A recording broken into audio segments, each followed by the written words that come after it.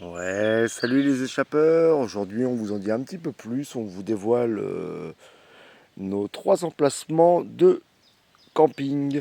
Donc aujourd'hui, on a eu le bonheur de recevoir nos toutes premières campeuses qui nous viennent d'Allemagne. Donc là, on est sur le premier emplacement que l'on a appelé le potager parce qu'il sera bordé par un potager. On y mettra de quoi faire une ratatouille, des salades. Enfin, on ne sait pas encore ce qu'on y mettra, mais il sera bordé par un potager. Ici, on arrive sur le deuxième emplacement que nous avons surnommé la canopée, parce qu'ici, à terme, vous voyez les arbres au-dessus, plus les jeunes arbres que nous avons plantés qui ont, quant à eux, un petit peu de mal, mais il n'a pas plu depuis 2 mois ici, donc c'est un petit peu normal qu'ils aient du mal. Donc à terme, cet emplacement-là sera entièrement recouvert en sous-bois. Donc là, on peut apercevoir le travail que les cochons d'Inde ont fait.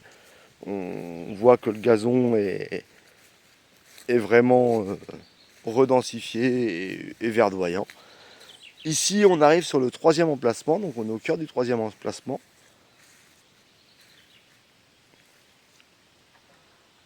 Voilà, on l'a appelé le bosquet parce qu'en face, quand on est arrivé, c'était vraiment en friche et on a pris soin de retailler les arbres chacun leur tour. On en a replanté l'autre couche, je vous en parlais en pépinière. À terme, il n'en restera que quelques-uns pour recréer vraiment un bosquet.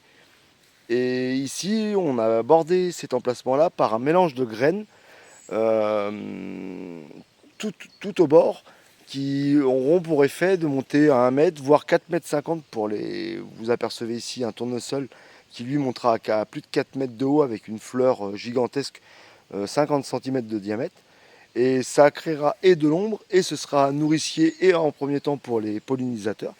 Et ensuite, en fin de saison, quand les graines seront sur les fleurs, en fin de saison, ça laissera des graines pour nourrir les oiseaux durant la période hivernale, quoi.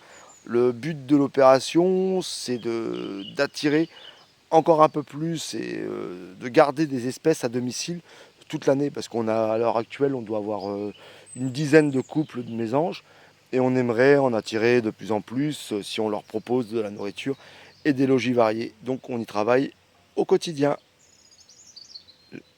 À bientôt les échappeurs!